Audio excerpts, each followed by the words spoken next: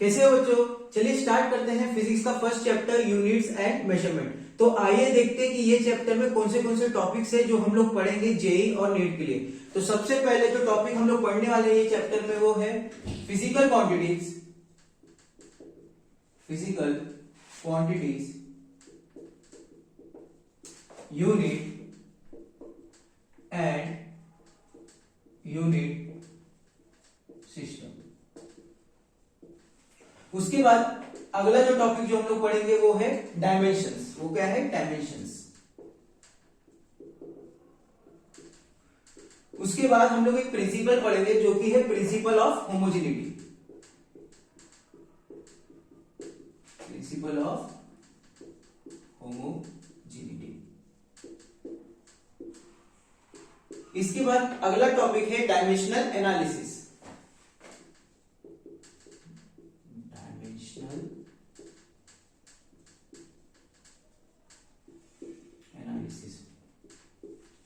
इसके बाद अगला टॉपिक हम लोग पढ़ेंगे सिग्निफिकेंट फिगर्स। Significant figures.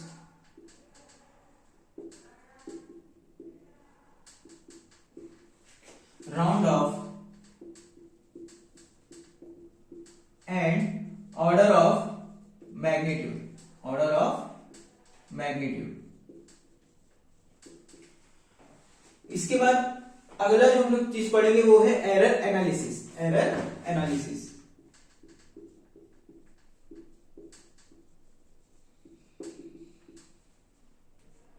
और सबसे लास्ट टॉपिक है जो आपकी जेई और नीट के लिए वो है screw gauge and vernier calliper. Screw gauge and vernier calliper.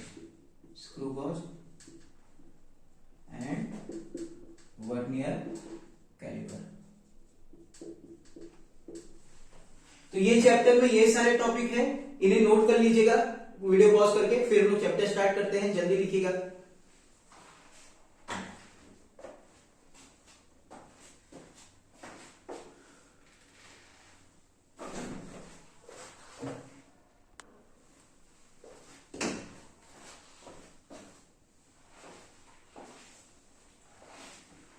तो अब तक आप लोग ने लिख लिया होगा। चलिए इसे रफ कर देते हैं।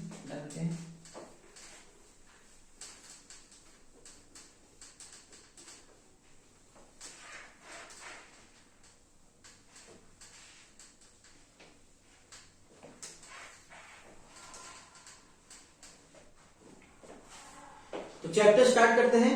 चलिए तो चैप्टर स्टार्ट कर रहे हैं और सबसे पहले फिजिक्स के सबसे फेमस साइंटिस्ट न्यूटन के बारे में थोड़ा सा बात कर लेते हैं। आप सबको पता है न्यूटन एक दिन पेड़ के नीचे बैठा था एप्पल के, और उसके ऊपर क्या गिरा बेटा? उसके ऊपर एप्पल गिरा। फिर न्यूटन ने क्या किया? न्यूटन ने सोचा और उसने क्या किया? उसने एप्पल नीचे गिरने का रीजन के लिए उसने एक लॉ दिया जिसको हम लोग क्या बोलते हैं? Law of gravitation. और इस लॉ में उसने किस फोर्स की वजह से एप्पल नीचे गिर रहा था वो बताया। कौन सा फोर्स था वो? Gravitational force.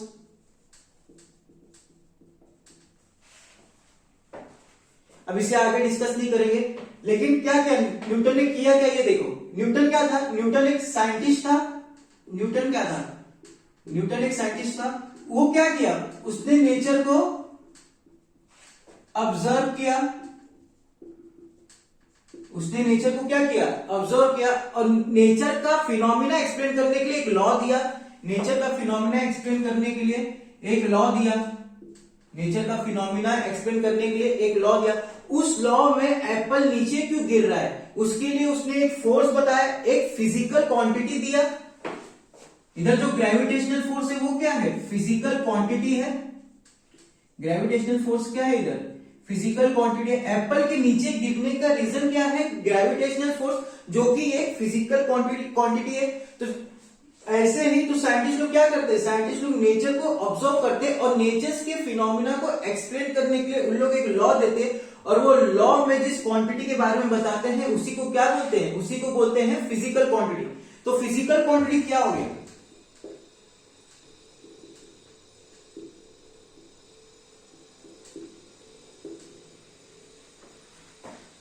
फिजिकल क्वांटिटी का डेफिनेशन आपके टेक्स्ट बुक में दिया है एनसीईआरटी के, physics is a science of quantitative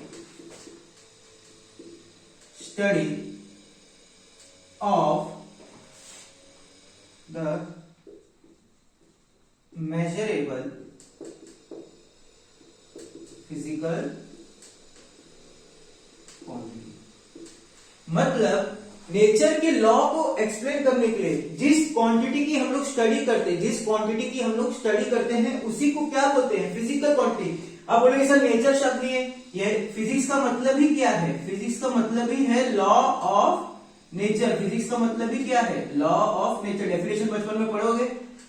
तो नेचर के लॉ को एक्सप्लेन करने के लिए जिस क्वांटिटी की हम लोग स्टडी करते हैं उसी को क्या बोलते हैं, फिजिकल क्वांटिटी। एप्पल जो ऊपर था वो तो पहले से नीचे गिर रहा था, लेकिन न्यूटन ने उसे क्या किया, उसने उसको ऑब्जर्व किया, उसके पीछे का रीजन दिया और उसने जो फोर्स लग रहा था, जो नीचे गिरने में एप्पल को मदद कर रहा था, उसका नाम क्या रख दिया, ग्रेविटेशनल फोर्स। तो ग्रेविटेशनल फोर्स यहाँ पर क्या है, ग्रेविटेशनल फोर्स यहाँ पर फिजिकल क्वांटिटी है। समझा? तो इसे लिख लीजिए बेटा, वीडियो स्टॉप कर दिए और लिख लीजिए।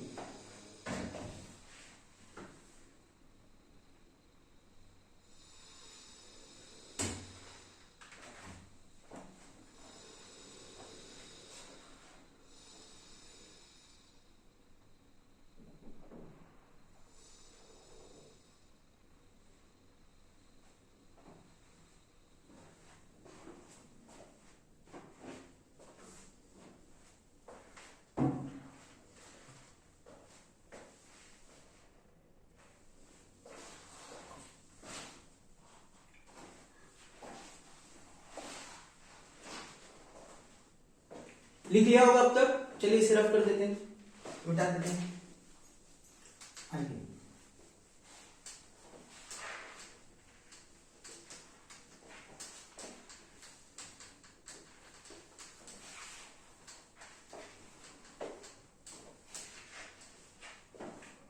तो कोई भी फिजिकल क्वांटिटी बनती कैसे है, कोई भी फिजिकल क्वांटिटी अगर आपको बनाना है तो कोई भी फिजिकल क्वांटिटी कैसे बनेगी, उसके लिए आपको एक न्यूमेरिकल वैल्यू चाहिए।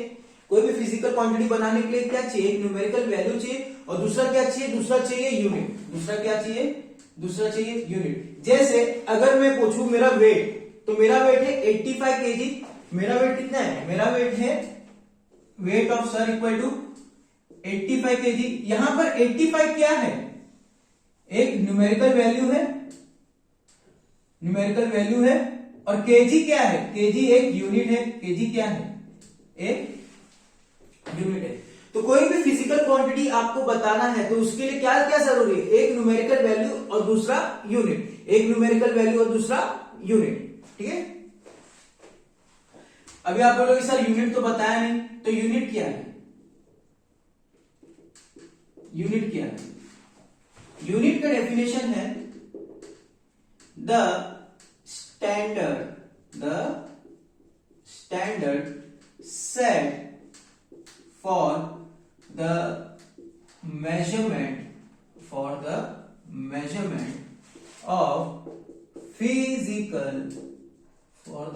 of physical quantity is called as units। is called as क्या, is called as unit। the standard set for the measurement of physical quantity is called as units। ठीक है। स्टैंडर्ड क्या है यहां पर, अभी आप पूछोगे बेटा स्टैंडर्ड क्या है सर, स्टैंडर्ड का मतलब होता है एक रिफरेंस। स्टैंडर्ड का मतलब क्या होता है, एक रिफरेंस। फॉर एग्जाम्पल, जैसे अगर मैंने अभी ये माउस, ये जो माउस है इसे मैंने 1 kg अज्यूम कर लिया, इसे मैंने 1 kg अज्यूम कर लिया। और ये मैंने क्या बोल दिया कि ये मेरा जो माउस का वेट है 1 kg, ये मेरा क्या है, ये मेरा रिफरेंस है। ये मेरा क्या है, ये मेरा रिफरेंस है। तो अगर मुझे अपना वेट को लिखना है, अगर मुझे अपना वेट बैलेंस करना है तो मैं क्या करूंगा, ऐसे 85 माउस लूंगा, ऐसे क्या करूंगा 85 माउस लूंगा। तो ये माउस क्या हो गया, माउस एक रिफरेंस हो गया 1 kg का, एक यूनिट का, एक यूनिट मतलब सिंगल यूनिट, एक यूनिट मतलब 1 kg। 1 kg का मैंने रिफरेंस क्या लिया है, क्या रिफरेंस सेट किया है, एक माउस के बराबर 1 kg का जो वेट स्टैंडर्ड वेट है मैंने क्या ले लिया, एक माउस के बराबर। तो मेरा वेट कितना हो जाएगा, मेरा हो जाएगा 80 weight of sir equal to 85 times weight of mouse हो जाएगा कि नहीं हो जाएगा। तो यहां पर वेट ऑफ माउस भी क्या हो गया, वेट ऑफ माउस भी एक यूनिट हो गया। तो ये जो स्टैंडर्ड है ये तो मैंने अज्यूम किया है वेट ऑफ माउस, लेकिन अभी आपके आजू बाजू में जो वेट हो रहे हैं, जो वेट यूज हो रहे हैं, उसका कुछ स्टैंडर्ड सेट किया होगा, उसका कुछ स्टैंडर्ड पहले से सेट है। तो वो स्टैंडर्ड किसने सेट किया है, वो साइंटिस्ट लोग ने सेट किया है। स्टैंडर्ड कौन सेट करता है, स्टैंडर्ड कौन सेट करता है वेट का, साइंटिस्ट लोग सेट करते हैं, ठीक है।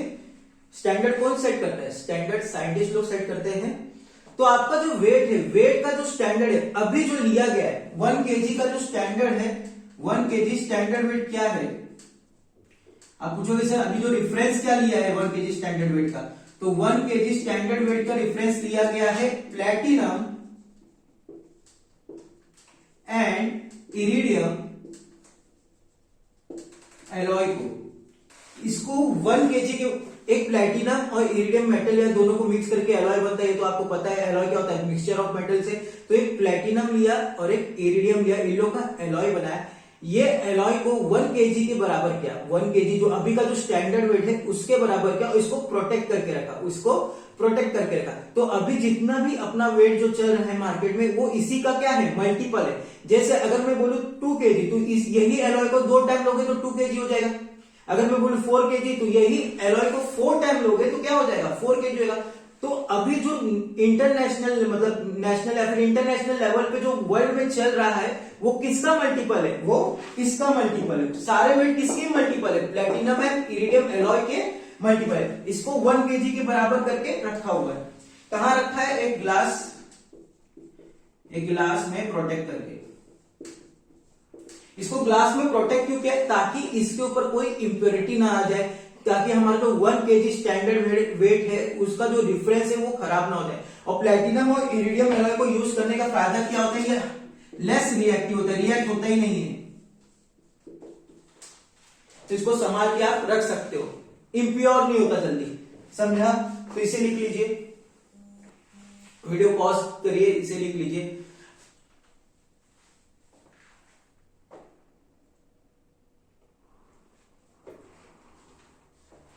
तो आपको एनसीईआरटी, तो बेटा आपको एनसीईआरटी पेज नंबर 2 पे डिफरेंट स्टैंडर्ड मिल जाएंगे।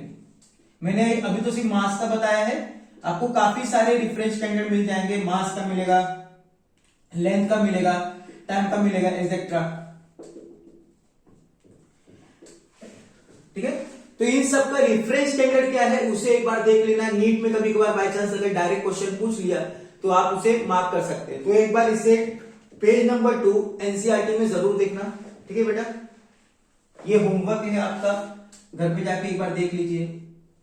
तो स्टैंडर्ड क्या होता है ये आपको समझ में आया। स्टैंडर्ड मतलब होता है एक रेफरेंस पॉइंट।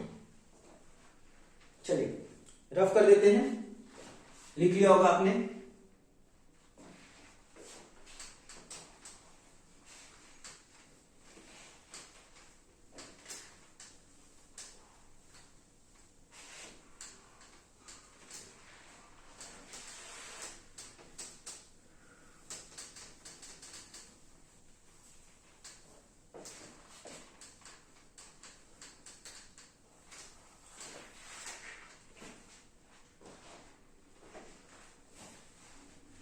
अब हम लोग पढ़ेंगे बेटा यूनिट सिस्टम। अब क्या पढ़ेंगे, यूनिट सिस्टम।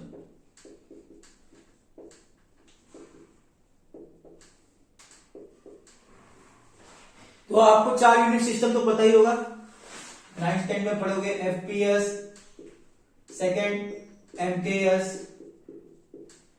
Third CGS. तो एफपीएस कहां यूज होता था, एफपीएस यूज होता था यूरोप। एफपीएस का full form foot pound second, foot pound second. Foot क्या होता है, लेंथ के लिए मेजर होने वाली यूनिट है। पाउंड क्या है, पाउंड वेट के लिए मेजर होने वाली यूनिट है। और सेकंड क्या है, सेकंड टाइम, ठीक है। और एमकेएस क्या है, एमटीएस और सीजीएस ये कहां पर यूज होते थे? ये यूज होते थे इंडिया में, साउथ ईस्ट नेशन में, इंडिया साउथ ईस्ट नेशन में यहां पर यूज होते थे। एमटीएस क्या है? मीटर किलोग्राम सेकेंड, और सीजीएस क्या है? Centimetre gram second. ठीक है। अब एक केस इमेजिन करो, ये मेरा स्टूडेंट है राम। राम चला गया यूरोप। राम कहां चला गया? यूरोप। और यूरोप में जाके ये यहां पर माइकल करके एक बंदा है, माइकल करके एक बंदा है, इसको आके बोल रहा है कि भाई मुझे 1 मीटर कपड़ा दे, 1 मीटर कपड़ा दे। तो क्या माइकल उसको बराबर 1 मीटर नाप के दे सकता है? सोचो जरा, क्या माइकल उसको बराबर 1 मीटर नाप के दे सकता है? नहीं, क्योंकि यूरोप में कौन सा सिस्टम यूज हो रहा था? यूरोप में सिस्टम यूज हो रहा था फुट पाउंड सेकंड। उसने कभी मीटर के बारे में सुना ही नहीं है, तो उसको कैसे पता चलेगा कि 1 मीटर कपड़ा क्या है? और अपना जो राम है, राम को तो पता ही नहीं है कि यूरोप में फुट वाला सिस्टम यूज हो रहा है। वो तो अभी गया है, तो क्या उसको समझ में आएगा कि 1 मीटर कपड़ा कितना होता है? नहीं समझेगा ना। तो इसके लिए अगर मुझे इजीली अपनी बात या मुझे क्या चाहिए वो समझाना है, कौन से यूनिट में चाहिए, तो मुझे एक स्टैंडर्ड यूनिट, मतलब जो सब जगह चले, मतलब सारे वर्ल्ड में चले, उसको एस्टैब्लिश करना पड़ेगा। उसको क्या करना पड़ेगा? उसको एस्टैब्लिश करना पड़ेगा। तो ऐसे यूनिट को क्या, इसलिए हमने एक यूनिट सिस्टम दिया जिसको हम लोग क्या बोलते हैं? इस यूनिट सिस्टम को बोलते हैं सिस्टम इंटरनेशनल, जो कि आप लोग बोलते हो एसआई यूनिट, जो कि आप लोग क्या बोलते हो? SI unit. एसआई यूनिट हर जगह चलता है, एसआई यूनिट हर जगह चलता है। अभी एसआई यूनिट में लेंथ क्या है? एसआई यूनिट में लेंथ है, मीटर में नापते हैं। एसआई यूनिट में लेंथ इसमें नापते हैं, मीटर में नापते हैं। एसआई यूनिट दिया कभी क्या था? एसआई यूनिट दिया गया था 1971 में दिया गया था। तो 1971 के पहले अगर ये गया था ना, तो क्या ये इसको बताता और क्या ये इसको कपड़ा दे देता 1 मीटर का? नहीं। लेकिन 1971 के बाद जब से एसआई यूनिट आ गया, एसआई यूनिट का काम ही यही है कि आपको अपनी बात, मतलब आपको क्या चाहिए, कितनी क्वांटिटी में चाहिए, ये एक्सप्लेन करने के लिए। ठीक है। तो जब से एसआई यूनिट आया 1971 के बाद अगर राम यूरोप जाएगा और 1 मीटर कपड़ा मांगेगा, तो क्या माइकल उसे 1 मीटर कपड़ा दे देगा? हाँ। अब क्यों? क्योंकि लेंथ का जो एसआई यूनिट सेट हुआ है वो क्या है? वो है मीटर। समझा? एसआई यूनिट समझा? ठीक है। तो एसआई यूनिट क्या है? सिस्टम इंटरनेशनल, जो कि हर जगह वैलिड है, हर जगह वर्ल्ड में वैलिड है। और यहां पर अलग अलग, अभी आप लोग फिजिक्स में जहां पर भी यूज करोगे, जो भी क्वांटिटी, तो मैक्सिमम क्वांटिटी आपको एसआई यूनिट में ही डिराइव करना पड़ेगा। एसआई यूनिट अब सब जगह एप्लीकेबल है। ठीक है। चलिए इसे लिख लीजिए।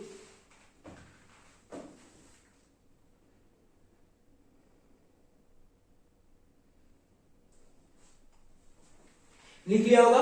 तो अभी वर्ल्ड में सब जगह क्या चल रहा है? अभी वर्ल्ड में सब जगह एसआई यूनिटी चल रहा है, और फिर मतलब साइंटिस्ट लोग भी एसआई यूनिटी यूज करते हैं, और एसआई यूनिटी स्टैंडर्ड होता है। इसलिए जब आपको कोई भी वेलोसिटी सेंटीमीटर पर सेकंड में आती है या फिर कोई भी चीज सेंटीमीटर में आती है, तो आप लोग क्या करते हो? उसको मीटर में कन्वर्ट करते हो। क्यों करते हो? क्योंकि अब क्या हो गया है? एसआई यूनिट वाला सिस्टम हो गया। समझा? चलिए रफ कर देता हूं इसे।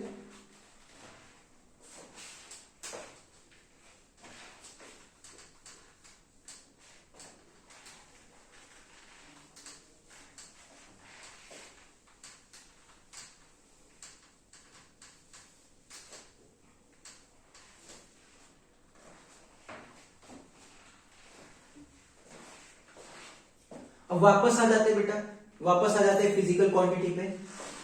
तो आपको यूनिट और यूनिट सिस्टम पता चलेगा। फिजिकल क्वांटिटी का फॉर्मूला क्या बोला था? फिजिकल क्वांटिटी का फॉर्मूला क्या बोला था? याद करो, numerical value into unit, numerical value into unit. अच्छा, मुझे सोच के बोलो, अगर मेरा वेट 85 केजी है, तो ये एसआई सिस्टम में 85 केजी है, क्या ये सीजीएस सिस्टम में 85 केजी रहेगा क्या? या फिर सीजीएस सिस्टम में क्या 85 ही ग्राम रहेगा क्या? नहीं, एसआई यूनिट में मेरा वेट जो है, वेट ऑफ सर कौन से सिस्टम में? एसआई सिस्टम में मेरा कितना है? 85 केजी। कौन से सिस्टम में? एसआई सिस्टम में।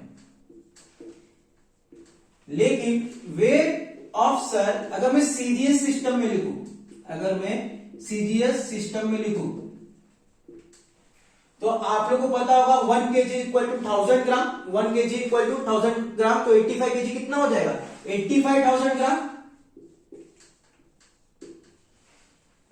85,000 ग्राम। तो ध्यान से देखो, इधर ध्यान से देखो, केजी का जो रिफरेंस स्टैंडर्ड है, केजी का जो स्टैंडर्ड है, जो स्टैंडर्ड सेट किया है, जो रिफरेंस सेट किया है, जो स्टैंडर्ड सेट किया है, वो कैसा है? हाई है। वो कैसा है? हाई है। और ग्राम का जो रिफरेंस सेट किया है वो कैसा है? लो है। वो कैसा है? लो है। स्टैंडर्ड कैसा है बेटा? लो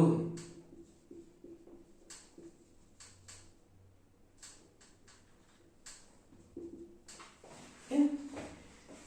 तो आपका केजी का रिफरेंस स्टैंडर्ड कैसा है? बड़ा है। और ग्राम का जो रिफरेंस स्टैंडर्ड है वो कैसा है? कम है। फॉर एग्जाम्पल, जैसे मैंने माउस को क्या लिया था केजी के इसमें एग्जाम्पल में, माउस को क्या लिया था? 1 केजी का रिफरेंस स्टैंडर्ड लिया था। तो ग्राम के केस में जो मेरा 1 ग्राम यूनिट, 1 ग्राम होगा, वो शायद से ये टॉपन के बराबर होगा, जो मार्कर का टॉप है, टॉपन है, इसके बराबर होगा। तो ये 1 ग्राम हो गया, ये 1 केजी हो गया। दोनों के वेट में काफी फर्क है, 1000 ग्राम का फर्क है। 1 केजी कितना होता है? ऐसे 1000 टॉपन मिलके 1 केजी बनाएंगे। समझ रहे कि नहीं? तो इससे क्या समझ में आ रहा है? अगर मेरा स्टैंडर्ड बड़ा होगा तो बाजू में देखो न्यूमेरिकल वैल्यू क्या हो रही है?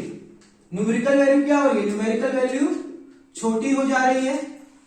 और वही अगर मेरा जो स्टैंडर्ड है, जो रिफरेंस स्टैंडर्ड है वो कैसा हो? कम हो। तो मेरा न्यूमेरिकल वैल्यू क्या हो जा रहा है? बढ़ रहा है। तो मेरा न्यूमेरिकल वैल्यू क्या हो रहा है बेटा? बढ़ रहा है। तो इधर से मैं ये बोल सकता हूं कि जो मेरा न्यूमेरिकल वैल्यू है वो इनवर्सली प्रोपोर्शनल टू यू है। इनवर्सली का तो मतलब आप लोगों को पता होगा, मतलब अगर u बढ़ेगा तो n भी कम होगा, n भी बढ़ेगा तो u कम होगा। इसका मतलब अगर मेरा स्टैंडर्ड, जो रिफरेंस स्टैंडर्ड है वो बढ़ा तो मेरा न्यूमेरिकल वैल्यू क्या होगा? कम होगा। और अगर मेरा न्यूमेरिकल वैल्यू बढ़ा तो मेरा स्टैंडर्ड क्या होगा? कम हो जाएगा। तो यहां से क्या पता चला? जो मेरा न्यूमेरिकल वैल्यू है वो इनवर्सली प्रोपोर्शनल टू u है। तो मैं क्या लिख सकता हूं? n equal to k upon u। यहां पर k क्या है? कांस्टेंट। तो यहां से क्या हो सकता है? nu equal to constant. और जब भी ऐसा इक्वेशन आए तो आप लोग ऐसा लिखे तो n1 u1 equal to n2 u2।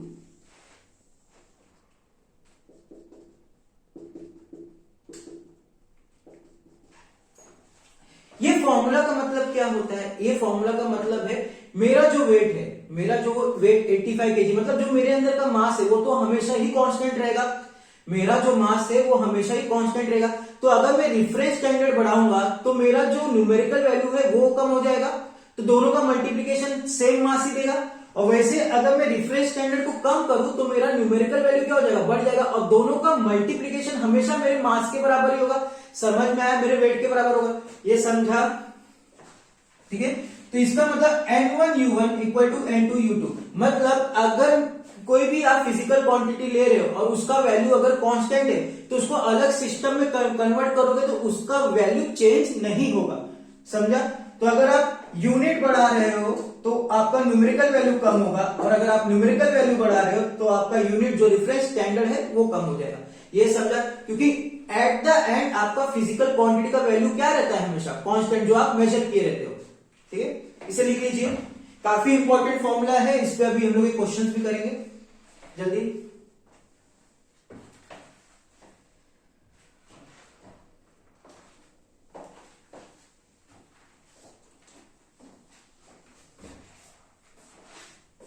लिख लिया? आइए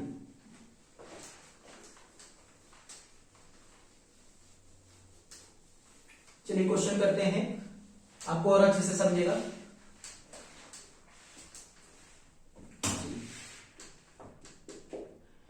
क्वेश्चन है द यंग्स मॉड्यूलस ऑफ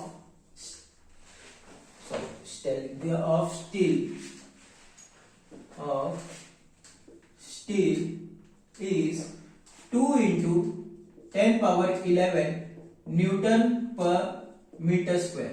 ठीक है. When expressed in dyne centimeter square, dyne per centimeter square, calculate its numerical value. ठीक है. Calculate its numerical value. इधर आपको दिया हुआ है 1 newton equal to 10 power 5 dyne and 1 metre square equal to 10 power 4 centimetre square. चलिए try कीजिए, थोड़ा सा आप ट्राई कीजिए.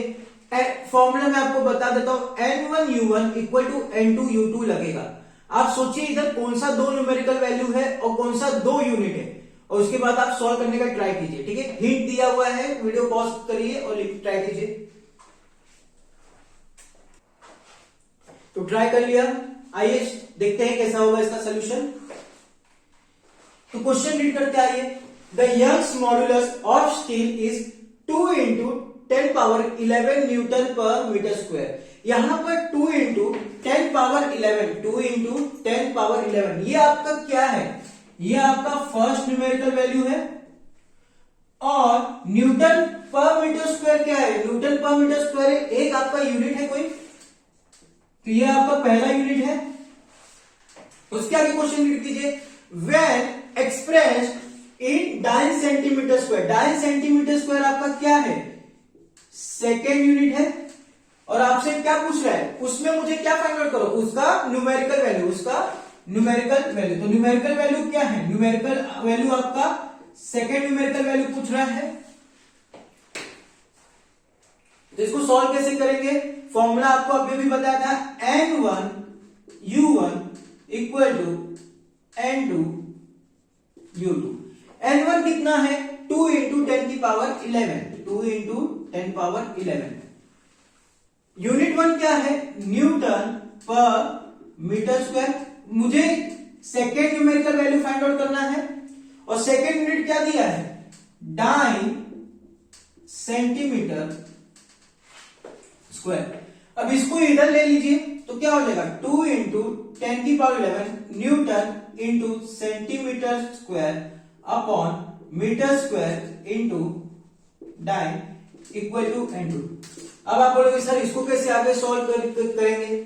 तो इसको सॉल्व करने के लिए मैंने आपको कन्वर्जन में दिया हुआ है कि 1 न्यूटन 10 पावर 5 डाइन होता है और 1 metre square 10 power 4 centimetre square होता है.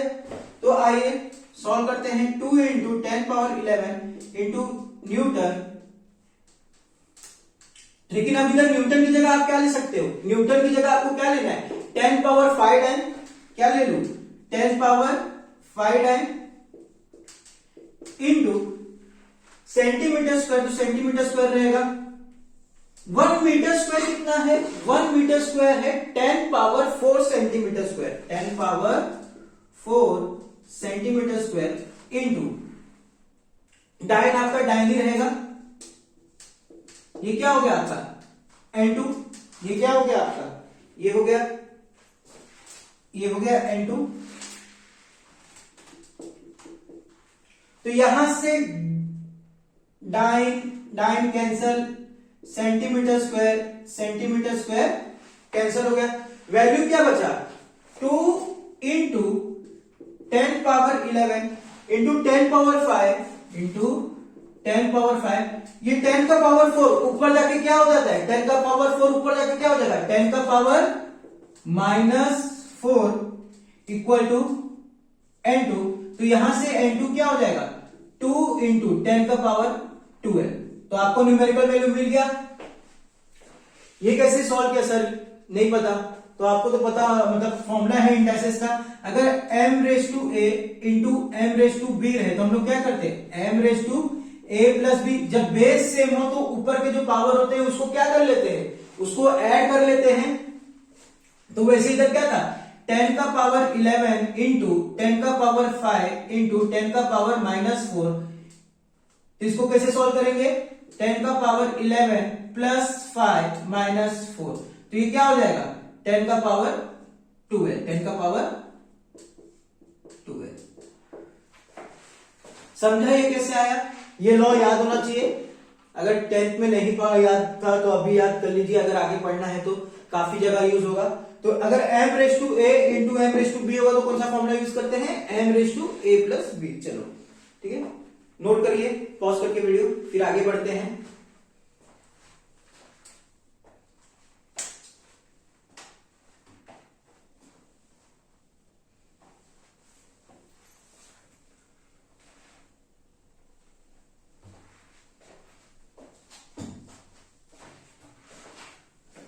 नोट कर लिया होगा, चलिए मैं पढ़ देता हूं से।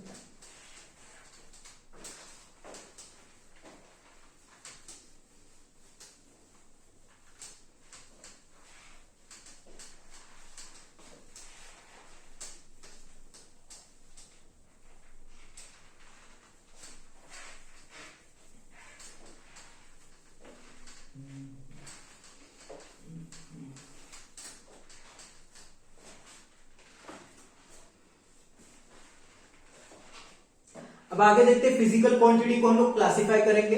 फिजिकल क्वांटिटी को हम लोग क्लासिफाई कर रहे हैं, classification of physical quantity, classification of physical quantity. तो आपकी जो फिजिकल क्वांटिटी है, पूरे फिजिक्स में जो फिजिकल क्वांटिटी है वो सिर्फ 3 टाइप की, कितने टाइप की है, 3 टाइप की। कौन से 3 टाइप, तो सबसे पहला जो है वो है फंडामेंटल क्वांटिटी। सबसे पहला जो क्वांटिटी आप पढ़ोगे वो कौन सा है, फंडामेंटल क्वांटिटीज। पूरे फिजिक्स की जो आपकी क्वांटिटीज है वो सिर्फ 3 टाइप के, पूरे फिजिक्स में जितने भी फिजिकल क्वांटिटी है सिर्फ 3 टाइप के। पहला है फंडामेंटल क्वांटिटी, दूसरा है डिराइव्ड क्वांटिटी, और तीसरा है supplementary quantity.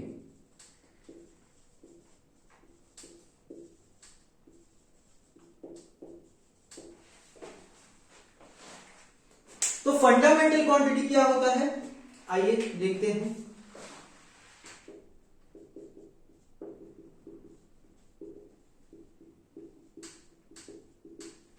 Fundamental quantity, fundamental quantity का डेफिनेशन है the quantity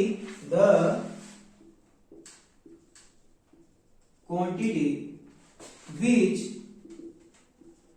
do not depend on any other quantity for its measurement is called as fundamental quantity। मतलब ऐसी क्वांटिटी जो दूसरे क्वांटिटी पे डिपेंड नहीं हो रही है अपने मेजरमेंट के लिए, उसे क्या बोलेंगे, उसे बोलेंगे फंडामेंटल क्वांटिटी। फॉर एग्जाम्पल आपका मास क्या है, मास फंडामेंटल क्वांटिटी। अगर आपको मास नापना है किसी का तो क्या वो किसी और चीज पर डिपेंड कर रही है, कि अगर मैं आज मेरा वेट नापूं तो 85 kg है, और कल अगर मैं नापूं तो कल मेरा वेट 85 kg की जगह 75 kg हो जाएगा कि 60 kg हो जाएगा, नहीं। जो मेरा वेट है उसको नापने के लिए वो इंडिपेंडेंट है, वो किसी पे डिपेंड कर नहीं रहा है। तो ऐसी क्वांटिटी जो कोई और क्वांटिटी पे डिपेंड नहीं कर रहा है, किसके लिए, अपने मेजरमेंट के लिए, उसे क्या बोलेंगे, उसे बोलेंगे फंडामेंटल क्वांटिटी। तो अपने पास ऐसे कितने फंडामेंटल क्वांटिटी है, ऐसा अपने पास 7 फंडामेंटल क्वांटिटी है। तो इसे लिख लीजिए, बाद में मैं 7 फंडामेंटल क्वांटिटी बताता हूं, ठीक है।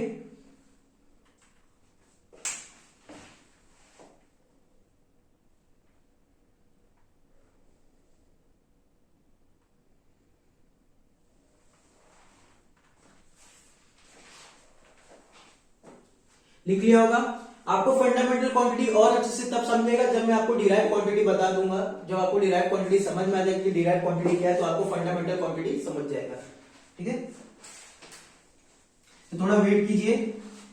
डेफिनेशन याद रखिए, the quantity which do not depends on any other quantity, मतलब कोई और क्वांटिटी पे डिपेंड नहीं कर रहा है अपने मेजरमेंट के लिए, उसे क्या बोलेंगे, उसे बोलेंगे फंडामेंटल क्वांटिटी। तो ऐसा अपने पास कितने फंडामेंटल क्वांटिटीज है, आइए देखते हैं।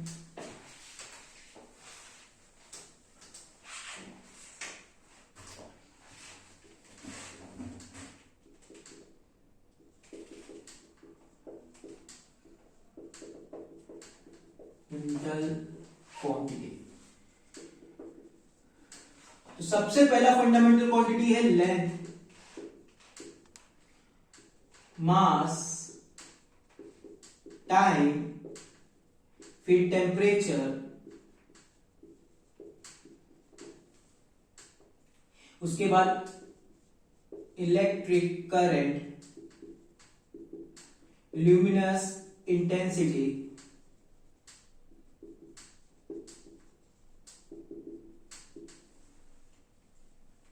और उसके बाद सबसे लास्ट है अमाउंट ऑफ सब्सटेंस। इनके अपने अपने यूनिट होंगे, इनके अपने अपने यूनिट होंगे।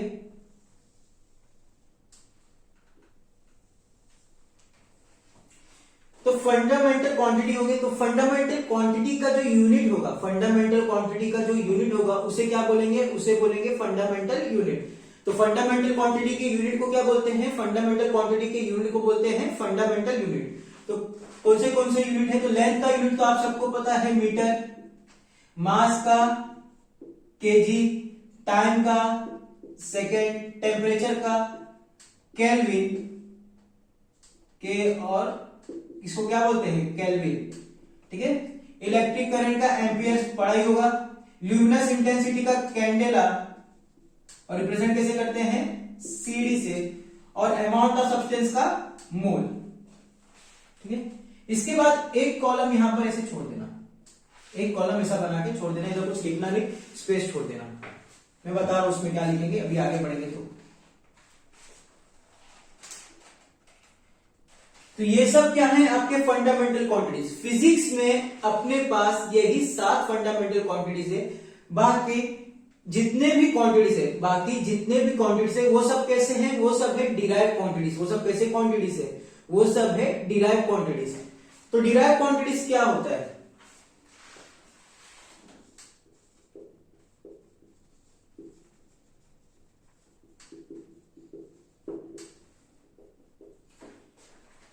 the quantities which are derived from fundamental quantities is called as derived quantities. क्या कह रहे हैं, the quantities which are derived from fundamental quantities is called as derived quantities. Fundamental quantity क्या होता है, फंडामेंटल क्वांटिटी का definition, the quantities which do not depend on any other quantity for its measurement is called as fundamental quantity. तो fundamental quantity तो अपने पास 7 है। तो ये 7 क्या है, ये जो 7 फंडामेंटल क्वांटिटी है, ये पूरे फिजिक्स के जो फिजिकल क्वांटिटी इनके क्या है, ये सब बिल्डिंग ब्लॉक है। इसके क्या है, ये सब बिल्डिंग ब्लॉक है। मतलब बाकी के जितने भी क्वांटिटीज पढ़ोगे, फिजिक्स में सब इन्हीं से डिराइव्ड है, सब इन्हीं से ही डिराइव्ड है। ये कैसे है, ये बेसिक से, मतलब कि इनसे ही बाकी सारे चीज क्या हुए हैं, डिराइव हुए हैं। तो वही तो बोल रहा है। तो डिराइव क्वांटिटीज का डेफिनेशन क्या है, डिराइव क्वांटिटीज का डेफिनेशन है the quantities which are derived from fundamental quantities, मतलब वैसी क्वांटिटीज जो कि फंडामेंटल क्वांटिटीज से डिराइव होंगी, उसे क्या बोलेंगे, उसे बोलेंगे डिराइव क्वांटिटीज। एग्जांपल ले लीजिए, वेलोसिटी ले लीजिए। वेलोसिटी क्या है, वेलोसिटी है डिस्टेंस या फिर डिस्प्लेसमेंट अपॉन टाइम। डिस्प्लेसमेंट आप लोग किसमें नापते हो? मीटर में। डिस्प्लेसमेंट किसमें नापते हो? मीटर में। और टाइम सेकंड में। यहां पर देखो, यहां पर ध्यान से देखो, ये क्या है? मीटर क्या है? ये फंडामेंटल क्वांटिटी है और सेकंड क्या है? फंडामेंटल क्वांटिटी है। दोनों क्या है? फंडामेंटल क्वांटिटी है। तो मतलब वेलोसिटी जो कि डिराइव क्वांटिटी है, वेलोसिटी जो कि डिराइव क्वांटिटी, वो किससे डिराइव हुई है? वो डिराइव हुई है दो फंडामेंटल क्वांटिटी से। अगर मैं सिर्फ डिस्प्लेसमेंट लूं, मैं सिर्फ डिस्प्लेसमेंट लूं, क्या मैं तब वेलोसिटी बता सकता हूं? नहीं, मुझे सेकंड भी चाहिए। और या फिर मैं सेकंड लूं तो क्या मैं वेलोसिटी बता सकता हूं? नहीं, मुझे डिस्प्लेसमेंट भी चाहिए। तो दोनों चीज चाहिए और ये इंडिपेंडेंट कभी हो नहीं सकती, क्योंकि ये किस पे डिपेंड कर रही है? ये डिपेंड ही फंडामेंटल क्वांटिटी पे कर रही है। तो ऐसी क्वांटिटी जो दूसरी क्वांटिटी पे क्या हो, जो कि फंडामेंटल क्वांटिटी पे क्या हो, डिपेंड हो, उस क्वांटिटी को क्या बोलेंगे? उस क्वांटिटी को बोलेंगे है डिराइव क्वांटिटी। तो चलिए वीडियो पॉज करके लिखिए इसे जल्दी।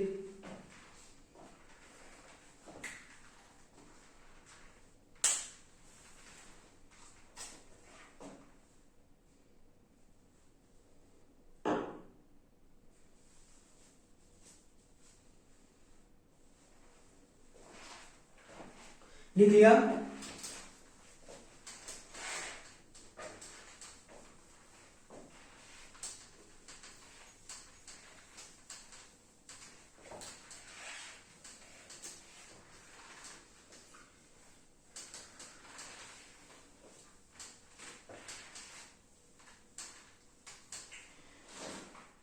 तो फिजिक्स में कितने फंडामेंटल क्वांटिटी है? 7। ये 7 क्या है? ये सब बिल्डिंग ब्लॉक की तरह है। और ये लोग क्या करेंगे? ये लोग बाकी के फिजिक्स में जो जितने भी क्वांटिटीज हैं उनको डिराइव करने में मदद करेंगे। तो 7 फंडामेंटल क्वांटिटीज और बाकी सब डिराइव क्वांटिटीज। अभी भी 2 क्वांटिटी बची हुई है जो कि कैसी क्वांटिटी है? Supplementary quantity. कैसी क्वांटिटी है? Supplementary quantity.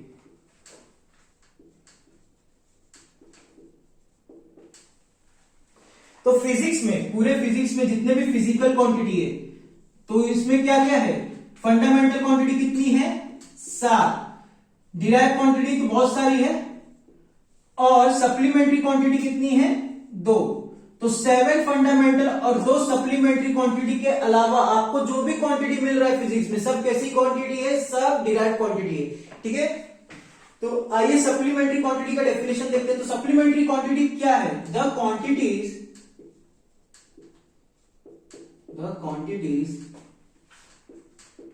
which have unit but no dimension. The quantity which have unit but no dimension. अब आप बोलोगे सर डायमेंशन क्या है? डायमेंशन तो पता ही नहीं, इस पे क्वेश्चन मार्क है। बताता हूं बेटा, इसको नोट कर लीजिए, 1 सेकेंड लीजिए, फटाक से इसको नोट कर लीजिए, फिर हम आगे बढ़ते हैं जल्दी।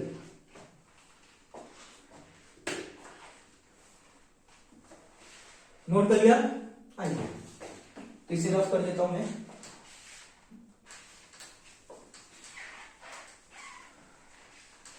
अभी सप्लीमेंट्री क्वांटिटी पढ़ने के लिए आपको डायमेंशन आना चाहिए।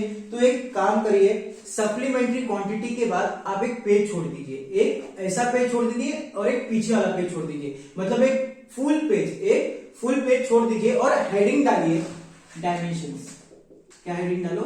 डायमेंशंस। एक पेज छोड़ दीजिए क्योंकि उधर अभी काफी चीज पढ़ाना है, लेकिन सप्लीमेंट्री क्वांटिटी समझने के लिए आपको डायमेंशंस आना चाहिए। तो अभी डायमेंशन डिस्कस कर लेते हैं। डायमेंशन क्या होता है? डायमेंशन होता है कोई भी क्वांटिटी को, जैसे अगर मैं क्वांटिटी बोलूं, लेंथ बोला, तो लेंथ को आप किसमें मेजर करते हो? सेंटीमीटर में, मीटर में, फुट में, मिलीमीटर में, एंगस्ट्रॉम में, काफी सारे यूनिट में मेजर करते हो।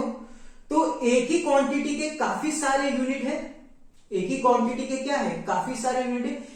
क्या मैं एक काम कर सकता हूं कि सारे क्वांटिटी को, जितने भी जो फंडामेंटल क्वांटिटी है, उनको क्या कर दूं? उनको एक सिंबल से रिप्रेजेंट कर दूं, एक सिंबल से क्या कर दूं, रिप्रेजेंट कर दूं। तो डायमेंशन मतलब क्या है, डायमेंशन मतलब है सिंबल, कोई भी क्वांटिटी को क्या करना है, सिंबलाइज करना है, सिंबल करना है, सिंबल देना है। तो अगर मैं 7 फंडामेंटल क्वांटिटी का डायमेंशन को सिंबल दे दूं, जो भी 7 फंडामेंटल क्वांटिटी है उनको सिंबल दे दूं, तो क्या मुझे डिराइव क्वांटिटी को सिंबल देने की जरूरत है? सोचो जरा, अगर मैंने 7 फंडामेंटल क्वांटिटी को सिंबल दे दिया तो क्या मुझे डिराइव क्वांटिटी को सिंबल देने की जरूरत है फिर से? नहीं। क्यों? क्योंकि बाकी सारे डिराइव क्वांटिटी को जो भी सिंबल है वो मैं इससे डिराइव कर सकता हूं। बाकी सारे जो डिराइव क्वांटिटी है उनके सिंबल को मैं किससे डिराइव कर सकता हूं? फंडामेंटल क्वांटिटी से। तो आइए देखते हैं डायमेंशंस में फंडामेंटल क्वांटिटीज को क्या क्या सिंबल दिए गए। तो याद आ रहा है मैंने आपको स्पेस छोड़ने बोला था, एक कॉलम छोड़ने बोला था फंडामेंटल क्वांटिटी पे, याद है? तो उधर जो कॉलम छोड़ा है उस पर उसके ऊपर हेडिंग डालो डायमेंशंस, वहां पर जाइए, वहां पर डायमेंशंस पे हेडिंग डालिए। तो कौन सी क्वांटिटी थे? Length, mass, time, temperature, electric current,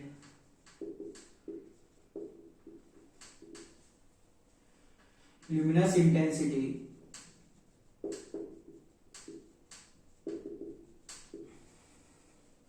और amount of substance.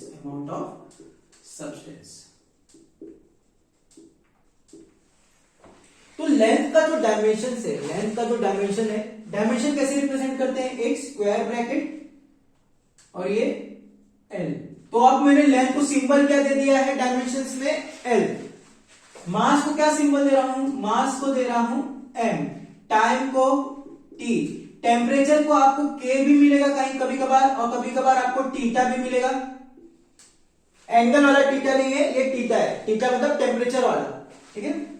Electric current में आपको आई भी मिल सकता है और कभी कभार आपको ए भी मिल सकता है डायमेंशंस में। कैंडेला का तो जे, कभी कभार जे से भी रिप्रेजेंट कर देते हैं, कभी कभार सीडी से भी रिप्रेजेंट कर देते हैं कैंडेला को। अमाउंट ऑफ सब्सटेंस को आप मोल से भी कभी कभार रिप्रेजेंट कर सकते हो, या फिर कभी कभार आप एन से भी रिप्रेजेंट कर सकते हो। तो ये सब क्या है? रिप्रेजेंटेशन है, एक सिंबल दिया गया हर एक फिजिकल क्वांटिटी को, मतलब हर एक फंडामेंटल क्वांटिटी को।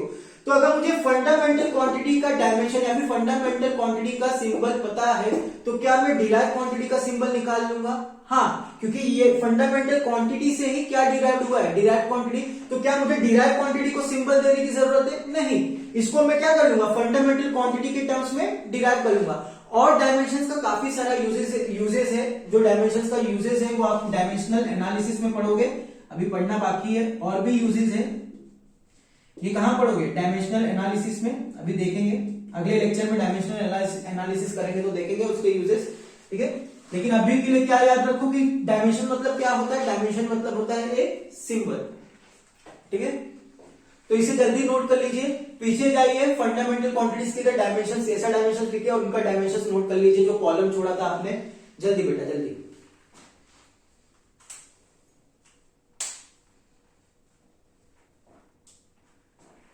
नोट कर लिया होगा, इसे इरेज कर दूं।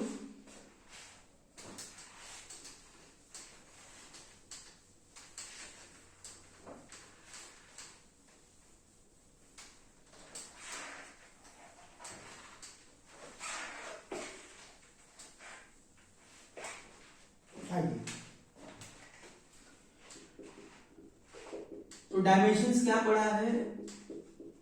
डायमेंशंस मतलब क्या है? सिंबल। और सिंबल से किसको दिया गया है? फंडामेंटल क्वांटिटी को, क्योंकि बाकी के क्वांटिटी के जो सिंबल है वो हम लोग डिराइव कर सकते हैं फंडामेंटल क्वांटिटी से।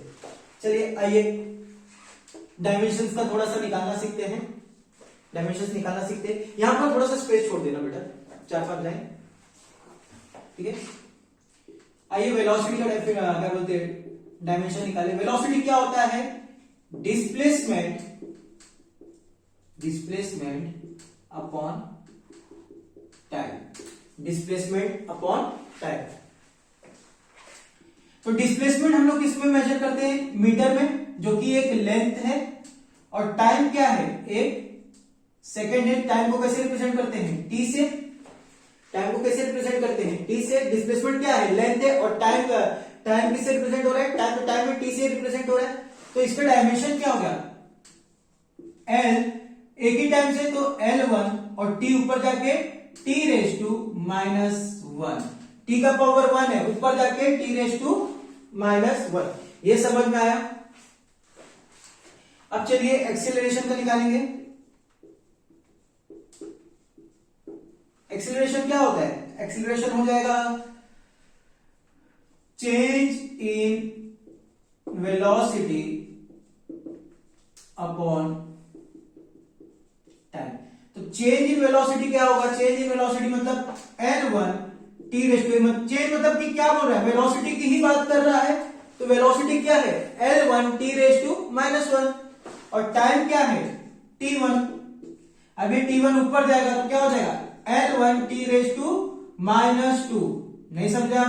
याद करो बेटा, m raise to a into m raise to a into m raise to b। तो क्या करते हो? m raise to a plus b, मतलब t रेस टू -1 था और ऊपर जाके क्या हो गया? t रेस टू -1 से मल्टीप्लाई, तो क्या हो जाएगा? t raise to -2।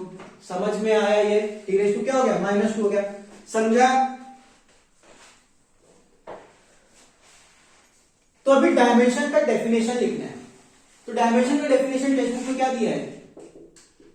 डायमेंशन लिख दे तो अब आपको समझ जाएगा। Dimension of a physical quantity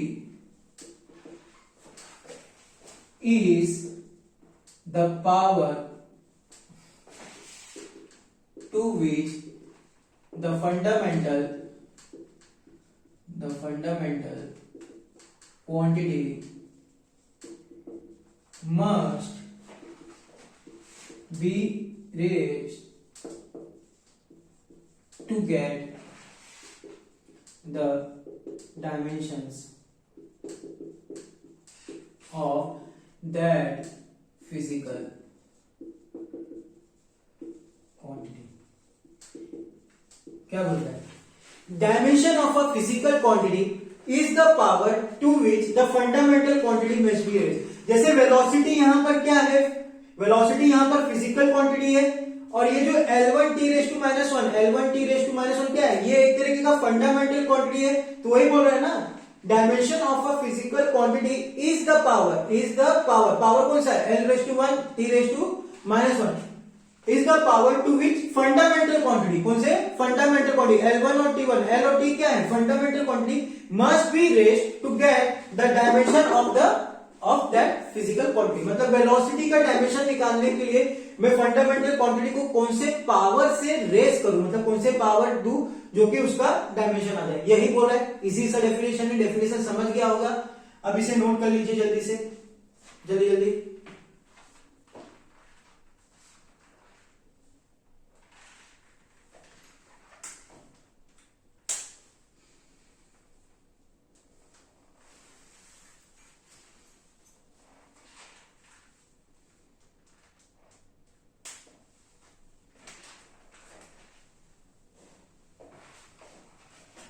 लिख लिया?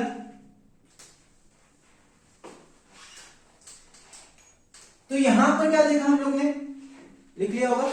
आइए 2 मिनट देख लेते। यहां पर क्या देखा? अगर मुझे किसी चीज का डायमेंशन चाहिए, तो मुझे एक फॉर्मूला पता होना चाहिए। मुझे क्या पता होना चाहिए? फॉर्मूला पता होना चाहिए। क्या मुझे यूनिट पता रहेगा? और मैं डायमेंशन निकाल सकता हूं क्या? आइए देखते हैं। एक्सीलरेशन का यूनिट क्या है?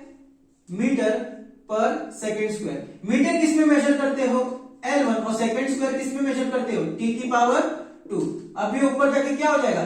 L1 t raise to -2। तो अगर मुझे डायमेंशन निकालना है, तो मुझे क्या जरूरत है? या तो मुझे फॉर्मूला पता हो, या तो मुझे यूनिट पता हो। For dimension we either need a formula or its unit। या तो मुझे यूनिट पता हो तो भी मैं निकाल सकता हूं डायमेंशन, या फिर मुझे फॉर्मूला पता हो तो भी मैं क्या निकाल सकता हूं? या तो मुझे फॉर्मूला पता हो तो भी मैं डायमेंशन निकाल सकता हूं, या तो मुझे यूनिट पता हो तो भी मैं डायमेंशन निकाल सकता हूं। तो इसे नोट कर लीजिएगा जल्दी।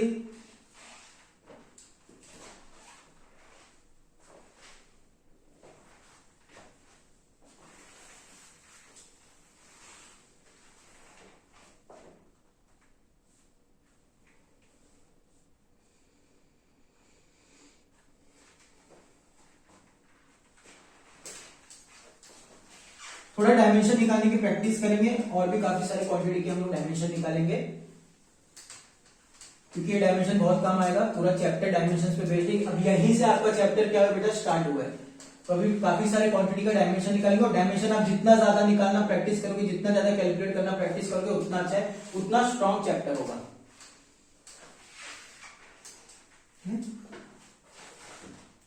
तो अभी एक्सेलरेशन तक निकाला, आइए फोर्स का डायमेंशन निकाले। फोर्स का डायमेंशन क्या हो जाएगा? फोर्स का डायमेंशन है mass into acceleration, mass into acceleration. Mass क्या है? m1। मास कितने टाइम है? 1 टाइम है, तो क्या हो जाएगा? m1। एक्सेलरेशन कितने टाइम है? 1 टाइम है, मतलब अभी एक्सेलरेशन का डायमेंशन क्या निकाला है? L1 t raise to -2। तो डायमेंशन क्या हो जाएगा? m1 L1 t raise to -2। अगला आप लोग निकालिए, वर्क का निकालिए, force into displacement, force into displacement. चलिए जल्दी जल्दी वीडियो पॉज करिए और निकालिए डायमेंशन।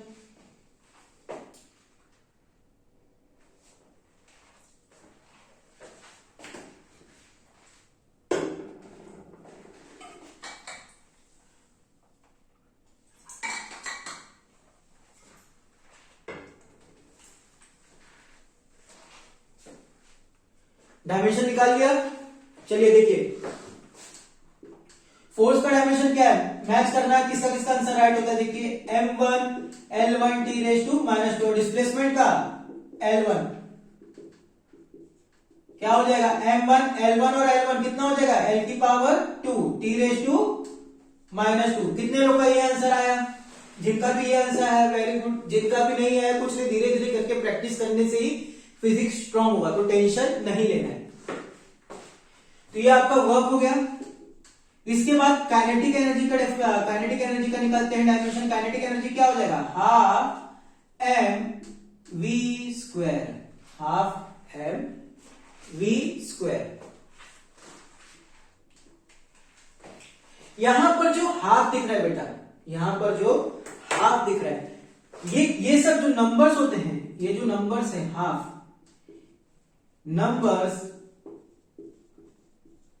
Are always dimensionless. मतलब जो भी नंबर आपको दिखे, जो भी नंबर प्योर नंबर आपको दिखे, कोई भी नंबर अगर आपको दिखे, वो सब क्या है? वो सब है डायमेंशनलेस। मतलब उनका कोई भी डायमेंशन नहीं होता। तो इसको क्या कर सकते हो? हाफ को आप डायमेंशन निकालने के समय इग्नोर कर सकते हो। क्या कर सकते हो? इग्नोर कर सकते हो।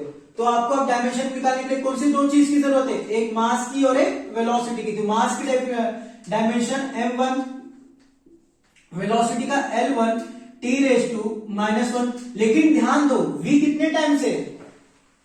v कितने टाइम से? 2 टाइम से। तो v का डायमेंशन निकालने के लिए क्या करोगे? इसका स्क्वायर कर देंगे। 2 टाइम से तो इसका स्क्वायर कर देंगे, तो क्या हो जाएगा? m1 L1 t raise to L2 t raise to -2। तो अब क्या हो जाएगा? m1 L2 t raise to -2। यहां पर इंडाइसेस का कौन सा लगा? तुम लोग ये मत कर देना कि L1 और सर ने बताया 2 तो 1 + 2, नहीं, इधर क्या लगता है? m a raise to b। ये रहेगा तो क्या करते हैं हम लोग? m a into b। तो ये क्या ना, 1 इंटू 2 और -1 इंटू 2। तो क्या हो गया? 1 2 2 और -1 इंटू 2 -2। समझा? तो ये आपका किसका डायमेंशन आ गया? एनर्जी का डायमेंशन आ गया, काइनेटिक एनर्जी का डायमेंशन आ गया। समझा? तो इसे भी लिख लीजिए। आइए आगे बढ़ते हैं। इसके बाद मुझे चार्ज Q, इसका डायमेंशन निकालो। चार्ज का डायमेंशन क्या होगा? चार्ज होता है Q = IT पढ़े हो। I क्या है? Electric current. I क्या है? Electric current. और इलेक्ट्रिक करंट भी क्या है? इलेक्ट्रिक करंट भी एक फंडामेंटल क्वांटिटी है। तो I1 और टाइम 1 भी क्या है? T1। तो इसका फॉर्मूला क्या हो जाएगा? I1 t raise to 1। तो ये किसका फॉर्मूला आ गया? चार्ज का। ये किसका फॉर्मूला आ गया? किसका डायमेंशन आ गया? चार्ज का। Q क्या है? I1 t raise to 1। अब वीडियो पॉज कीजिए और इसको नोट कर लीजिए। वीडियो पॉज करके नोट करिए फटाक से।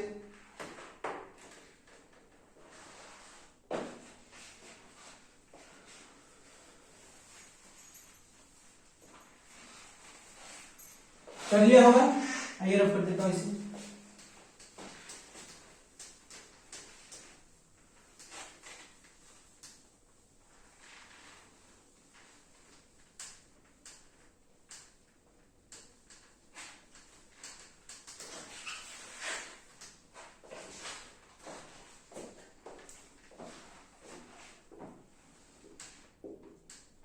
अब आते हैं इलेक्ट्रिक फील्ड का डायमेंशन निकालेंगे। किसका निकालेंगे? Electric field. ई क्या है यहां पर? ई है electric field.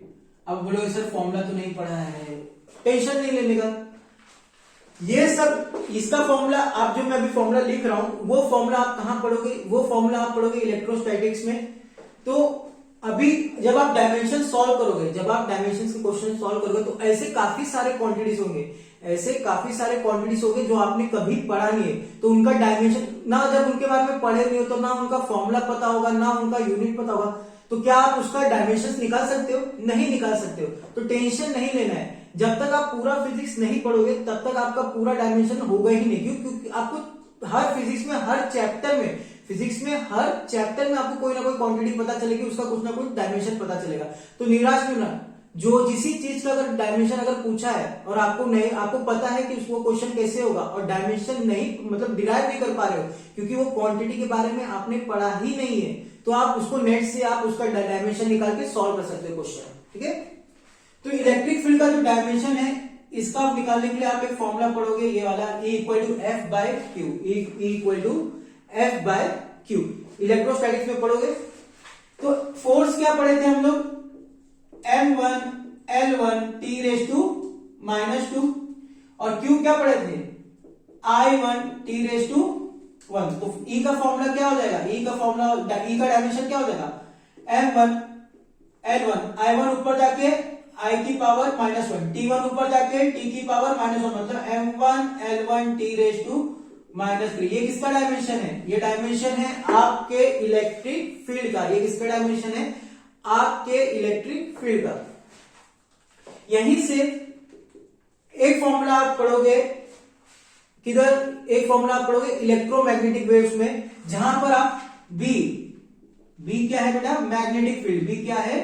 Magnetic field. Tension नहीं लेना, जब तक आप पूरा फिजिक्स नहीं पढ़ोगे तो आपको फॉर्मूला नहीं पता चलेगा बेटा। टेंशन नहीं लेना है। आपको अगर डायमेंशन नहीं पता है आप नेट से निकाल के सॉल्व कर लेना, क्योंकि न्यूमेरिकल्स में डायरेक्ट, बहुत कम न्यूमेरिकल्स में आपको ऐसा क्वेश्चन पूछेगा जिसमें डायमेंशन निकालने बोलेगा। नहीं तो आपको इसका ही डायमेंशन आपको नेट से मिल जाएगा, उसके बाद कुछ ना कुछ अलग टाइप का क्वेश्चन पूछा रहेगा, तो उसका भी करेंगे। जैसे जैसे चैप्टर आगे बढ़ेगा तो आप समझोगे कि कैसा क्वेश्चन पूछा है। तो अगर आपको समझ में आ रहा है कि न्यूमेरिकल्स कैसा हो रहा है और आपको डायमेंशन नहीं पता है तो आप निकाल लेना, नेट से देख लेना, आपको बस समझना चाहिए कि कैसा हो रहा है। ठीक है, जब तक पूरा फिजिक्स नहीं पढ़ेंगे तब तक डायमेंशन नहीं होने वाला। तो बी का फॉर्मूला क्या है? बी होगा E बाय सी। सी क्या है? वेलोसिटी या फिर speed of, velocity of light, velocity of light या फिर speed of light, speed of light. Velocity और स्पीड का डायमेंशन सेम ही होता है। E क्या है? इलेक्ट्रिक फील्ड क्या है? M1 L1 I raise to -1 T raise to -3, और C क्या है? L1 T raise to -1। अब ये ऊपर जाके क्या हो जाएगा? M1 L1 ऊपर गया, L की पावर -1 क्या हो गया? L raise to 0, I raise to -1, T power -1 ऊपर गया, T पावर +1 क्या हो जाएगा? T raise to -2। तो ये किसका डायमेंशन आ गया? ये आ गया आपके इलेक्ट्रिक फील्ड का। ये किसका डायमेंशन आ गया? आपके ये किसका डायमेंशन आ गया? आपके मैग्नेटिक फील्ड का। ठीक है, अब यहां से दो होमवर्क ले लो, दो होमवर्क दे रहा हूं, घर पे ट्राई करना। पहला आपको निकालना है, फॉर्मूला बता दूंगा, आपको बस निकालना है। पहला आपको निकालना है परमिटिविटी का, परमिटिविटी का। इसको किससे रिप्रेजेंट करते हैं? ये रिप्रेजेंट होता है एप्सिलॉन नॉट को। इसका फॉर्मूला क्या है? F equal to 1/4 pi epsilon naught Q1 Q2 upon R square. यहां से आपको किसका डायमेंशन मिल जाएगा? एप्सिलॉन नॉट का डायमेंशन निकालना है। घर पे ट्राई करना है आपको सबको, ठीक है। और दूसरा होमवर्क क्या है? परमेबिलिटी का डायमेंशन निकालना है। परमेबिलिटी का डायमेंशन निकालना है, मतलब म्यू नॉट। तो म्यू नॉट क्या है, म्यू नॉट का कौन सा फॉर्मूला है, C equal to, sorry, permeability का C इक्वल टू 1/√ऑफ mu naught into epsilon. Epsilon का डायमेंशन यहां से निकल जाएगा, उठा के यहां पुट करना है, आपको सॉल्व करना है। इधर इसका डायमेंशन निकालोगे, इधर डायमेंशन निकालना है म्यू नॉट का। हिंट स्क्वायर करना, पहले हिंट क्या करोगे, पहले स्क्वायर करोगे। अगर इसको स्क्वायर कर दोगे तो ये क्या हो जाएगा, सी स्क्वायर, और ये रूट क्या हो जाएगा, निकल जाएगा। उसके बाद डायमेंशन निकालना इजी हो जाएगा। ठीक है, ट्राई करना घर पे, होमवर्क है। चलो नोट करो, जल्दी जल्दी जल्दी नोट करो बेटा।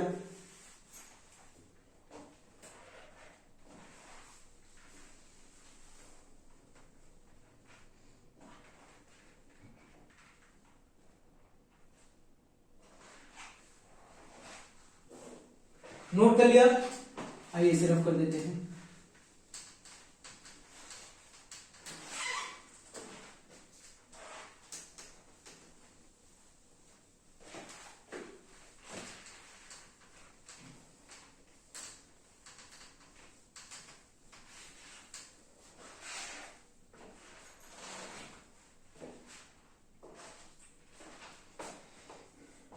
अब आ जाइए, एकदम पीछे आ जाना। कहां पर, सप्लीमेंट्री यूनिट्स पे। कहां पर, सप्लीमेंट्री यूनिट्स पे आ जाओ। तो सप्लीमेंट्री यूनिट्स या फिर सप्लीमेंट्री क्वांटिटी, सप्लीमेंट्री यूनिट्स या फिर सप्लीमेंट्री क्वांटिटी, सप्लीमेंट्री क्वांटिटी का जो यूनिट्स रहता है उसको क्या बोलेंगे, सप्लीमेंट्री यूनिट्स। तो सप्लीमेंट्री यूनिट्स क्या है, the quantity which has units but no dimension। Dimension समझा आपको? तो डायमेंशन निकालने के लिए अपने को क्या क्या जरूरत है, या तो मुझे फॉर्मूला पता हो या तो यूनिट पता हो। तो सोचो, अगर यूनिट है तो मैं डायमेंशन तो निकाल सकता हूं ना। अगर यूनिट है तो मैं डायमेंशन निकाल सकता हूं कि नहीं निकाल सकता हूं? अगर यूनिट है तो आप डायमेंशन निकाल सकते हैं। लेकिन इधर क्या हो रहा है, यूनिट है लेकिन डायमेंशन निकल रहा है क्या, डायमेंशन निकल रहा है क्या? डायमेंशन निकल ही नहीं रहा है। यूनिट होने के बाद भी डायमेंशन नहीं निकल रहा है। और डायमेंशन में अभी अभी आपने देखा कि अगर डायमेंशन निकालना है और मेरे पास यूनिट रहा, डायमेंशन निकालना और मेरे पास यूनिट रहा, तो मैं क्या डायमेंशन निकाल सकता हूं? हाँ। तो यहां क्या होता है, तो पहले एग्जांपल देखते हैं सप्लीमेंट्री यूनिट का एग्जांपल क्या होता है, तब आपको समझाता हूं कि क्या हो रहा है इधर। तो सप्लीमेंट्री यूनिट में दो टाइप के हैं। पहला है प्लेन एंगल, दूसरा है सॉलिड एंगल। प्लेन एंगल को आप लोग रिप्रेजेंट किससे करते हो, थीटा से। सॉलिड को किससे रिप्रेजेंट करोगे, ओमेगा से। ठीक है, plane angle theta, solid angle omega.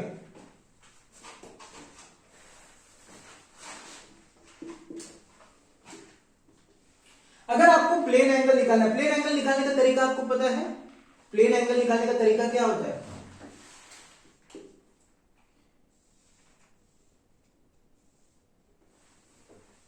अगर ये ट्रायंगल है और मुझे ये एंगल निकालना है, प्लेन एंगल क्या होगा, प्लेन एंगल वो एंगल होता है जो कि प्लेन में बनता है, जो कि किस में बनता है, प्लेन में बनता है। और अगर प्लेन में बन रहा है, अगर प्लेन में बन रहा है तो कैसा एंगल होगा, ये 2D। और ये एंगल कैसा होता है, ये होता है 3D। ये कैसा होता है, 3D। तो पहले आइए प्लेन एंगल देख रहे हैं। तो प्लेन एंगल मुझे निकालना है, समझो ये थीटा निकालना है। ये क्या निकालना है, थीटा निकालना है। तो अगर ये राइट एंगल ट्रायंगल है तो आपको मेथड पता है, साइन थीटा लगा दो, कॉस थीटा लगा दो, टेन थीटा लगा दो, आपको एंगल मिलेगा कि नहीं मिलेगा, मिल जाएगा। अगर यही सर्कल रहेगा तो आप क्या लगा दोगे, S equal to R theta से भी थीटा निकाल सकते हो। तो प्लेन एंगल निकालने का आपने काफी सारा तरीका देखा है। सॉलिड एंगल कैसे निकालोगे, सॉलिड एंगल निकालने के लिए आप एक फॉर्मूला पढ़ोगे, area upon R square. Area upon R square. आइए देखते हैं क्या एग्जांपल होगी।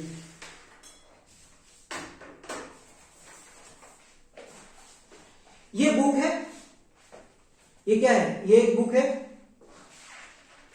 और मुझे एंगल कहां निकालना है, ये बुक का जो एंगल निकालना है, बुक का जो एंगल निकालना है वो मुझे कैसे निकालना है, इधर से ऐसा और यहां से ऐसा, ये बीच का एंगल यहां से कैसा आ रहा है, ऐसा, और यहां से कैसा आ रहा है, ऐसा। समझ में आ रहा है कि नहीं? ये बुक का एंगल कहां पर, सेंटर पे। तो यहां पर एक 3D एंगल दिख रहा है आपको, एक 3D एंगल दिख रहा है। जैसे अगर मैं बॉटल रखूं तो एक बॉटल ये रहा और दूसरा बॉटल, बेटा रुक जाओ, दूसरा बॉटल ये रहा, पहला बॉटल ये है, दूसरा बॉटल कौन सा है, ये रहा। तो ये जो बीच में, जो दोनों बॉटल के बीच में जो एंगल बन रहा है, दोनों बॉटल के बीच में जो 3D एंगल बन रहा है, दोनों बॉटल के बीच में जो 3D एंगल बन रहा है, इसी को क्या बोलते हैं, इसी को बोलते हैं सॉलिड एंगल। इसी को क्या बोलते हैं, इसी को बोलते हैं सॉलिड एंगल। तो सॉलिड एंगल निकालने के लिए मुझे क्या चाहिए, एरिया, मतलब ये एरिया चाहिए, और कितने डिस्टेंस, आर क्या है, कितने डिस्टेंस पे मुझे एंगल निकालना है। ये जो डिस्टेंस है, जो बॉटल का डिस्टेंस है, जो पॉइंट से मुझे निकालना है, जो पॉइंट से मुझे निकालना है, जो पॉइंट से मुझे निकालना है, ये पॉइंट से निकालना है, ये पॉइंट से जो मैं एंगल निकाल रहा हूं, ये जो डिस्टेंस हुआ बीच का, ये क्या है, आर। आर क्या है, जो पॉइंट्स के अपने को सॉलिड एंगल निकालना है, तो आर क्या है, एरिया, ये तो एरिया हो गया। आर क्या है, डिस्टेंस बिटवीन द पॉइंट जहां पर एंगल निकालना है एंड द एरिया। ठीक है बच्चे लोग, इसको रेडियस कंसीडर कर लेते हैं। हर एक बार ये रेडियस नहीं होता, ये क्या होगा, ये डिस्टेंस है, किसके बीच में, एरिया और जो पॉइंट से हम लोग सॉलिड, जो पॉइंट पे हम लोग सॉलिड एंगल निकाल रहे हैं, एरिया और जो पॉइंट पे हम लोग क्या निकालेंगे, सॉलिड एंगल निकालेंगे, उसके बीच में जो डिस्टेंस होगा उसको क्या बोलेंगे, आर स्क्वायर। समझा? ठीक है, अब ध्यान से देखो, ध्यान से देखो और सोचो। प्लेन एंगल का जो आपको यूनिट पता है वो है रेडियन, और सॉलिड एंगल का जो यूनिट आपको पता है वो है स्टेरेडियन। स्टेरेडियन आप लोग ज्योग्राफी में सुने होंगे, अर्थ की ज्योग्राफी में कहां आता है स्टेरेडियन। ठीक है, एंगल निकालने के लिए। तो स्टेरेडियन क्या है, एसआर। स्टेरेडियन क्या है, इसको किससे रिप्रेजेंट करेंगे, एसआर से, रेडियन स्टेरेडियन। तो दोनों ये क्या है, एसआर और रेडियन। रेडियन और स्टेरेडियन दोनों क्या है, यूनिट है किसके, ये सॉलिड एंगल का यूनिट है, ये रेडियन किसका यूनिट है, प्लेन एंगल का यूनिट। तो आ गया। अब आप बोलोगे सर यूनिट पता है तो डायमेंशन निकालो, यूनिट पता है तो डायमेंशन निकालो। तो डायमेंशन निकालने के लिए हम लोग क्या करते हैं, आइए इधर देखते हैं। इधर से अगर मुझे थीटा निकालू, tan थीटा निकालो, ये ट्रायंगल नाम ले दिया ए बी सी। तो tan थीटा क्या हो जाएगा, अपोजिट। अपोजिट क्या है, एसी, हाँ, अपॉन एडजेसेंट। एडजेसेंट क्या है, बीसी। AC upon BC. ध्यान से देखो, ये थीटा एंगल ही दे रहा है, लेकिन एसी क्या है, ये भी एक लेंथ है, और बीसी क्या है, ये भी एक लेंथ है। दोनों क्या हो जाएंगे, कैंसिल हो जाएंगे। तो ये कैसी क्वांटिटी हो जाएगा, डायमेंशन लेस क्वांटिटी हो जाएगा। कोई डायमेंशन नहीं है, L0 M0 T0, कोई डायमेंशन बचा है इसका, कुछ नहीं बचा। क्यों, क्योंकि लेंथ से आप डिवाइड कर दिया। वैसे ही इधर देखो, एस भी क्या है, डिस्टेंस है, आर भी क्या है, डिस्टेंस से डिवाइड कर दोगे तो कैसा हो जाएगा, डायमेंशन लेस क्वांटिटी हो जाएगा। तो अब समझ में आया, क्योंकि ये लोग दोनों आपस में ही कट जा रहे हैं, इसलिए क्या हो रहा है, डायमेंशन लेस। यहां पर देखो, एरिया अगर आप बोलो तो एरिया क्या, अगर स्क्वायर लोगे तो एल स्क्वायर हो जाएगा, या फिर सर्कल लोगे तो पाई आर स्क्वायर हो जाएगा। तो एरिया भी हमेशा किस में है, स्क्वायर में है, मतलब लेंथ का ही स्क्वायर है, और रेडियस भी किस में है, लेंथ का ही स्क्वायर है, मतलब रेडियस सॉरी डिस्टेंस भी किस में है, लेंथ का ही स्क्वायर है। तो ये भी तो कैंसिल हो जा रहा है, तो इसलिए ये क्या हो जा रहा है, डायमेंशन लेस हो जा रहा है। समझा, क्या हो जा रहा है, लेंथ अपॉन लेंथ हो जा रहा है, इसलिए डायमेंशन लेस हो जा रहा है। तो डायमेंशन लेस क्यों हो रहा है ये समझा। और ऐसे अपने पास एक दो ही क्वांटिटी है जिनका यूनिट है लेकिन डायमेंशन नहीं है। कौन से दो, एक है प्लेन एंगल, दूसरा है सॉलिड एंगल। ठीक है, चलिए जल्दी लिखिए इसे।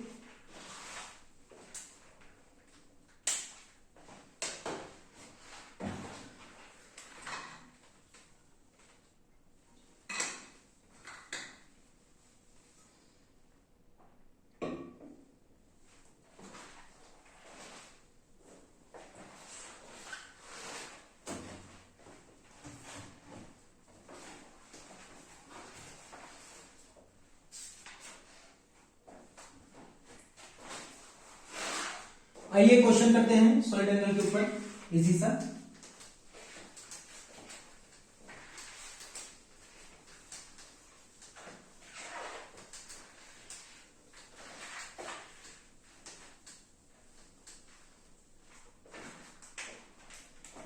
पहला क्वेश्चन लिखिए,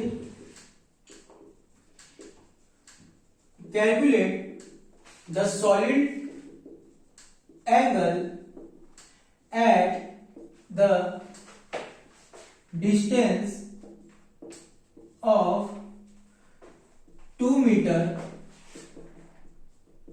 from an area of 8 meter square। क्या करेंगे, इजी सा क्वेश्चन है। ओमेगा निकालने बोला है सॉलिड एंगल, तो ओमेगा क्या है, एरिया अपॉन आर स्क्वायर या फिर डिस्टेंस का स्क्वायर।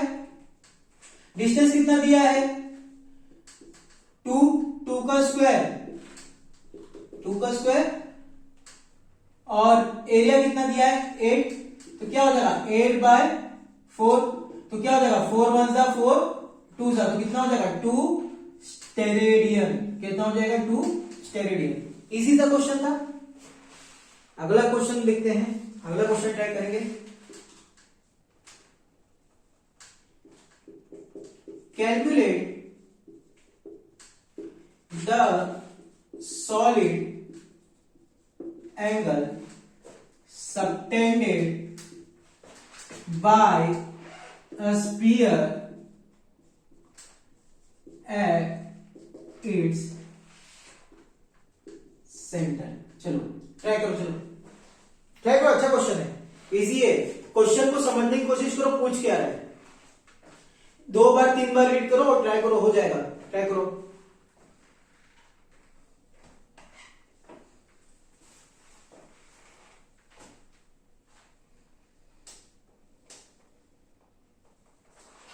किया ट्राई? चलिए मैं बताता हूं क्या बोल रहा है क्वेश्चन में। क्या बोल रहा है, calculate solid angle subtended bye a sphere. Subtended bye a sphere मतलब एक स्फीयर है, वो कितना सॉलिड एंगल बना रहा है, कहां पर, at its centre. At its centre मतलब अपने सेंटर पे कितना सॉलिड एंगल बनाएगा ये फाइंड आउट करना है। अपने सेंटर पे टोटल कितना सॉलिड एंगल बनाएगा ये मुझे क्या करना है, फाइंड आउट करना है। तो इजी सा तो था।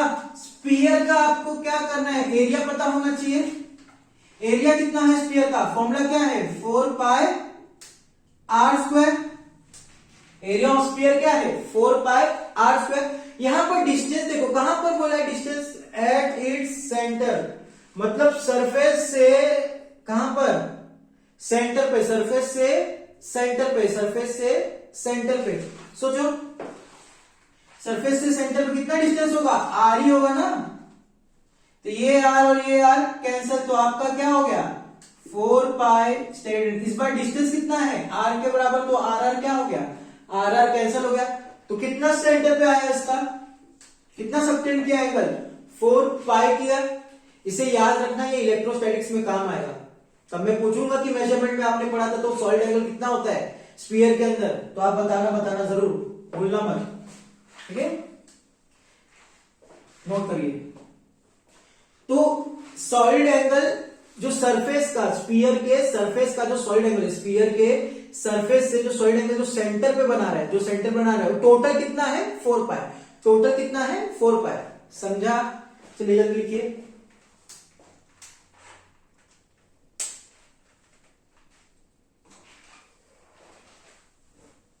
आइए एक प्रीवियस ईयर क्वेश्चन ले लेते हैं नीट का।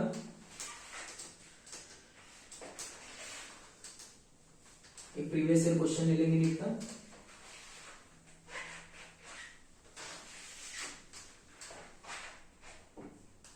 नीट का प्रीवियस ईयर क्वेश्चन है। क्वेश्चन क्या था, solid angle had plane angle है। पहला ऑप्शन था no units and no dimensions. Second क्या था, बी ऑप्शन क्या था, have units and have dimensions. इसके बाद क्या था, have units and no dimensions.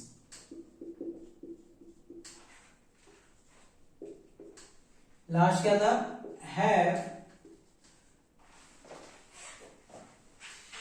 Last option था no units and have dimensions. चलो क्या ऑप्शन होगा, सोचो, देखते मन आ जाना चाहिए। एकदम इजी सा क्वेश्चन है नीट का। क्या कुछ है, solid angle and plane angle है, क्या होता है उन लोगों के पास, उनके पास यूनिट्स होता है लेकिन डायमेंशंस नहीं होता है। तो कौन सा ऑप्शन सही है, ऑप्शन सी। तो यहां पर हम लोग ये लेक्चर खत्म करते हैं, आपका फर्स्ट लेक्चर यहां पर कंप्लीट होता है।